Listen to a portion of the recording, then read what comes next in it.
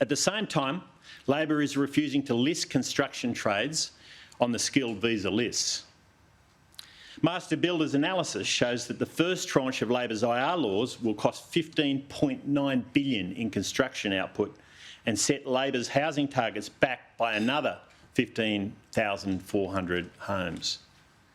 The total impact of the subsequent changes or stages of IR reforms will be worse. Building ministers have waved through some of the biggest changes to the National Construction Code in a decade, adding to red tape and compliance burden for projects. Labor's only solution to housing is to throw around more money and more red tape.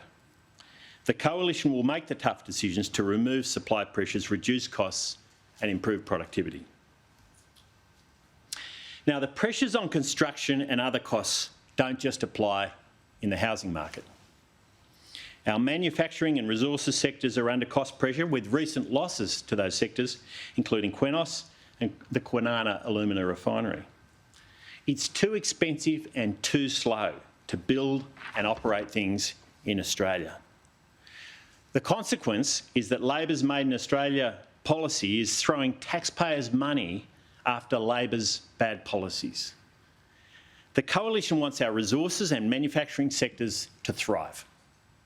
These are sectors I worked in throughout my career before politics, and I know their future potential is even greater than their past achievements.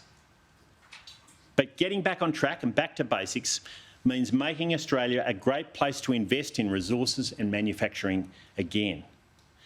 Labor's handouts mean little compared to the onslaught of red tape, taxes and regulatory uncertainty Labor has imposed on these industries, limiting access to capital through changes to the sophisticated investor test, increasing costs through the safeguard mechanism, forcing up compliance costs and uncertainty through bad workplace laws, introducing ad hoc and retrospective changes to tax laws and rules, adding $2.3 billion a year in red tape for companies to update their emissions reports, including for their customers, making gas market interventions that have made it impossible for manufacturers to renegotiate natural gas contracts, and funding environmental litigation and lawfare, which is turning the flood of major project approvals to a trickle.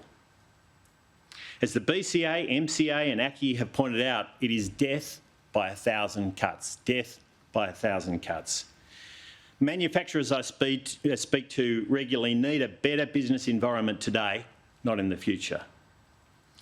As Industry Minister, I was proud that when we left government, there were more manufacturing businesses, more manufacturing exports, and manufacturing was a larger share of the economy than when we came to office in 2013.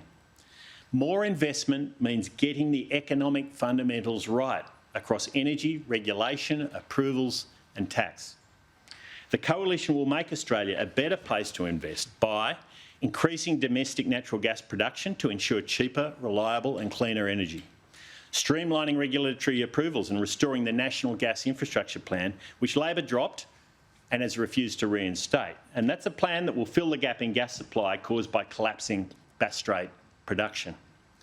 Focusing on cutting unnecessary red and green tape, particularly around approvals. This includes reducing overlap between state and federal environmental laws and unwinding the worst of Labor's inflexible workplace laws, as I outlined a little earlier. It also means securing long-term, cheap, clean power by opening the door to nuclear energy.